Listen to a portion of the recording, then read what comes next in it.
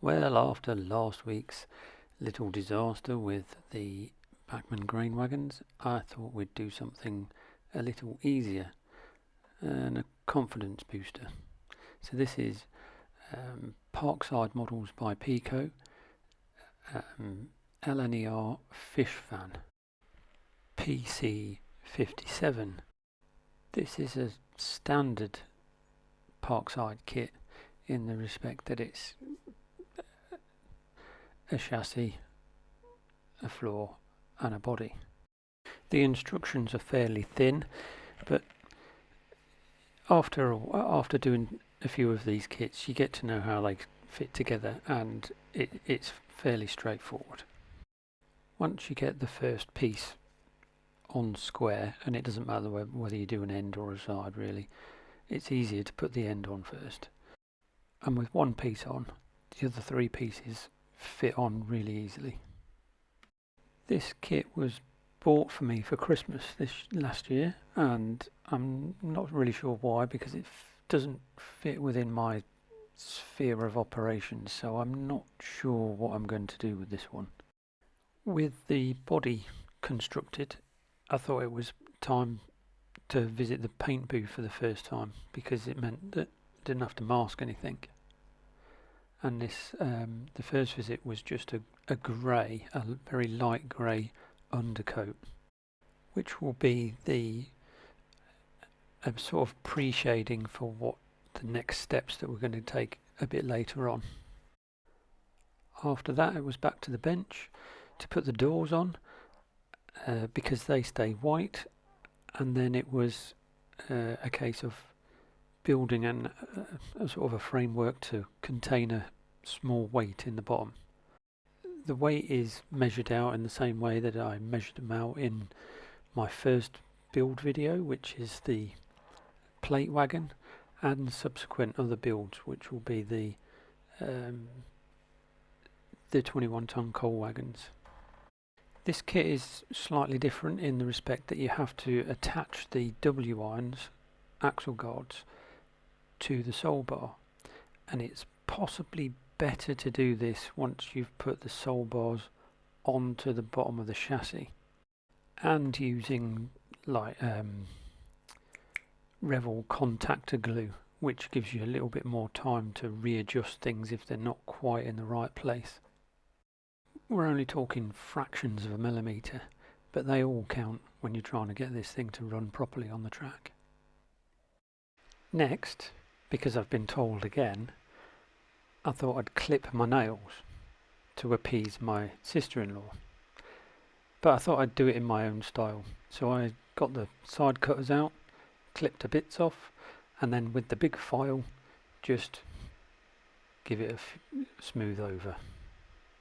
Now, I don't know whether you can see this in this next shot, but these van kits, all van kits, seem to have the problem of the sides warping in slightly, and to combat this I put spacers in just to keep them all square and straight, and it also aids when you put the roof on. As this is a little bit out of my normal era, my history on this one may be a little off. Fish vans, like milk tanks, are an oddity in the realms of the railways, both being categorised as NPCCs S, non-passenger carrying coaching stock, not wagons. Some will agree, others will argue the point. This is an ongoing argument that rages continually on several forums, pages and groups. This design of van was introduced in 1938-1940, hence the predominantly wooden construction. Then in the late 1940s, some were rebuilt with insulation and the provision of ice buckets internally. The main difference being the doors. Standard doors on the outside, that would be model PC56, and internal sliding doors, this model PC57 for the insulated version. Used to convey fish from the ports served by the LNER, Hull, Grimsby, Aberdeen and Lowestoft, to name but a few. to the major cities up and down the country. As the fish traffic slowly moved to road hauliers with the introduction of refrigerated trailers, these vans lasted in service until the late 1960s, a few transferring to departmental use.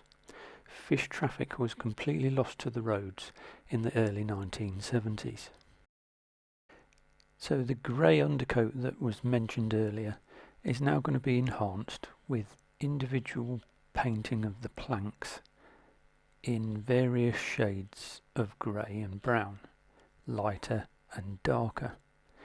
This, I'm hoping, is going to give a distressed appearance to the white paint that's now being applied in very thin coats, so that the underlying shading shows through.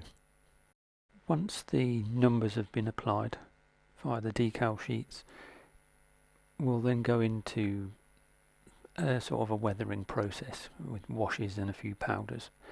Then hopefully the distressing that we've done on the planking should show through to some degree, a little bit more. With the roof on and the decals applied, it was then time to give it a bit of a wash, or panel lining as it turned out to be. With the brush loaded with the wash, it's just a case of just touching the details, the panel lines and the raised detail, and the wash just finds its own level and creates a dirty, grimy appearance. And it's often quite amazing how much detail you don't see until that wash goes on. Then, as we saw in the last HUO video I did, you end up with some tide marks, or what looks like tide marks, and these are easily dispersed with a clean brush with a little bit of thinners on them, and just keep rubbing away until they just disappear, or blend in as the current term is. And you all thought I was going to forget to put the buffers on. Well, not quite. I'll just leave it to the last because they are really delicate and they do chip off quite easily.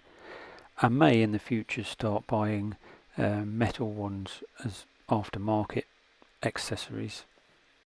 A drop of oil in the brass bearing cups before we put the wheels in, and then we'll do the last stage, which is pigments, or weathering powders, whichever way you want to call them. I use 3 colours, or 3 different pigments. They are medium rust, which is 3005, track rust 3008, and brick dust, which is 3015.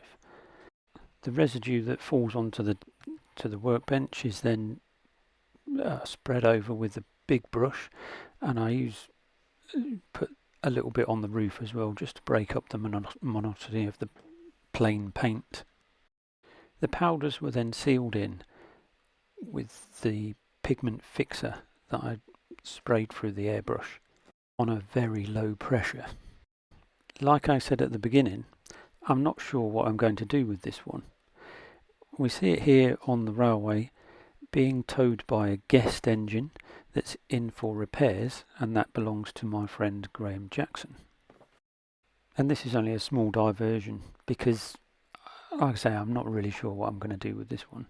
I may end up just putting it at the end of a siding and leaving it as a stores van, or I might even give it away. We'll see.